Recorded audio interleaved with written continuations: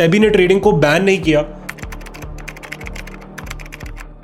सेबी ने ट्रेडिंग को इम्पॉसिबल बना दिया, स्लोली, लीगली और सिस्टमैटिकली। और अगर आप 2020 के पहले से इंडियन मार्केट में ट्रेड करते थे और आज ट्रेड कर रहे हो तो आपको कोई थ्योरी एक्सप्लेनेशन की जरूरत ही नहीं। आप फील कर सकते हो अपॉर्चुनिटीज कम हो गई हैं, वोलेटिलिटी डेड हो चुकी है और वॉल्यूम्स थिन हो गए हैं। और ये कोई ग्लोबल स्लोडाउन की वजह से नहीं है, ये पॉलिसी ड्रिवन है। आज मैं कामली फैक्ट्स के साथ एक्सप्लेन करूंगा कैसे securities and exchange board of India ने 2020 के बाद एक डिसीजन लेके इंडियन ट्रेडिंग इकोसिस्टम को स्ट्रक्चरली वीकन कर दिया। और पहले एक बात क्लियर कर देता हूं, मैं रेगुलेशंस के अगेंस्ट नहीं हूं। इन्वेस्टर प्रोटेक्शन जरूरी है, हाँ रूल्स होने चाहिए, पर प्रॉब्लम रेगुलेशन नहीं होती है, प्रॉब्लम होती है indecisive regulation, frequent rule changes and one size fits all approach. और ट्रेडिंग जैसे प्रोफेशन में स्टेबिलिटी सबसे ज्यादा इंपॉर्टेंट चीज होती है। अब आते हैं सेबी की फेमस स्टेटमेंट पर, 90 to 95% of FNO traders lose money. हाँ भाई मान लिया, पर मेरा एक सिंपल सवाल है, भाई ऐसा कौन सा फील्ड है जहां 90% लोग फेल नहीं होते? यूपीएससी एग्जाम का success rate is less than 1%, business में 95% लोग फेल हो जाते हैं, sports, acting, startup same story है। ट्रेडिंग कोई लॉटरी नहीं है भाई, ये स्किल बेस्ड प्रोफेशन है। एंड फेलियर का सोल्यूशन होता है education, risk frameworks, transparency.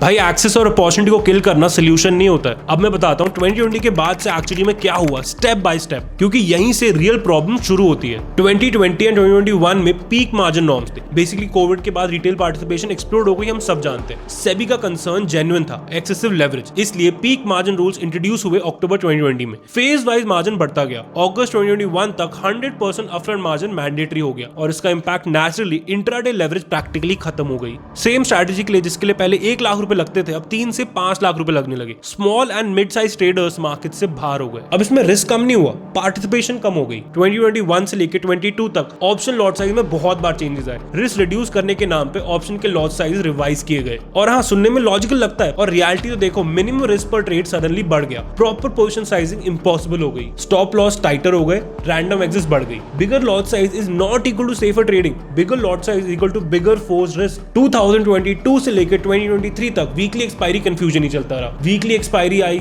Nifty, bank Nifty, fin Nifty, mid cap indices भी। फिर सेबी ने बोला एक्सेसिव एक्सपायरी डे स्पेकुलेशन हो रही है। फिर क्या हुआ, कभी एक्सपायरी अलाउ, कभी डाउट, और फिर कभी रिशफल, कभी रिस्ट्रिक्शंस। भाई सुनो, ट्रेडिंग सिस्टम सर्टेनिटी पे बनते हैं, यहाँ सर्टेनिटी नहीं रही। रिटेल ट्रेडर्स अडैप्ट करते रह गए, इंस्टीट्यूशंस और एल्गोस डोमिनेट कर गए। और फिर 2023 से लेकर 2024 तक वीकली एक्सपायरी रिस्ट्रिक्शंस चलती रही। समझो, वीकली ऑप्शंस लिक्विडिटी का इंजन होते हैं, जब उनको रिस्ट्रिक्ट किया गया, वॉल्यूम्स ड्राई अप हो गई, बिड आस्क का स्प्रेड बढ़ा और स्लिपेज भी इंक्रीज हो गई। ये कॉस्ट चार्ट पे नहीं दिखती है, पर ट्रेडर के पीएनएल में डायरेक्टली लगती है और इसका इंपैक्ट वॉल्यूम्स और वोलेटिलिटी पे डायरेक्ट देखने को मिला। आज इंडियन इंडेक्स मार्केट का सच ये है कि एफएनओ वॉल्यूम्स 2021 के पीक से सिग्निफिकेंटली डाउन है।